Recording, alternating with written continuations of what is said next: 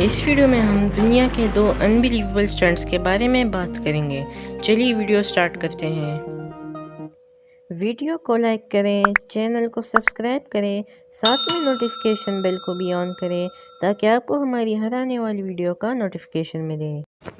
السلام علیکم دوستو، تو کیسے ہیں آپ سب؟ امید کرتا ہوں آپ سب بالکل ٹھیک ہوں گے۔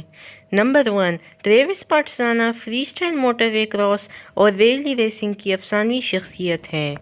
2010 میں ریلی کار میں لمبی چھلانگ لگانے کے عالمی ریکارڈ کو انہوں نے چکنا چور کر دیا تھا۔ ٹریوس پاٹسانا اپنی سبارو ریلی کار کو ریمبو باربر سے 91 میل فی گھنٹے کی رفتار سے چھلانگ لگانے میں کامیاب ہو گئے تھے اور اس کو کامیابی کے ساتھ اتار بھی دیا۔ سب سے طویل جمپ ان ریلی کار کا ایک ریڈ بل کے نئے سالوں کی کوئی حد نہیں۔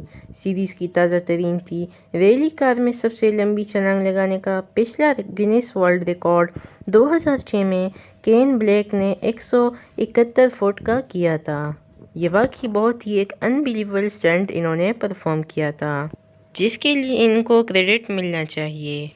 سٹنٹ نمبر 2، مونسٹر کے ساتھ مل کر منی اس شاندار پروموشنل سٹنٹ کے ساتھ سامنے آئے تھے اور ان کا دعویٰ یہ تھا کہ الپس میں دنیا کی پہلی غیر معاون بیک فلپ ہے۔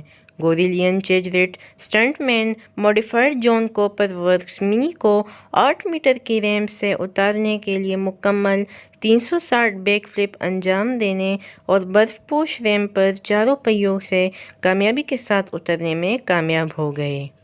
یہ نہ صرف ایک مزیدار اور انبیلیویبل سٹنٹ تھا بلکہ یہ ایک بہت ہی خطرناک سٹنٹ تھا جس میں ان کو انجری بھی ہو سکتی تھی، یا پھر ہم کہہ سکتے ہیں کہ لائف چینجنگ انجری بھی ہو سکتی تھی۔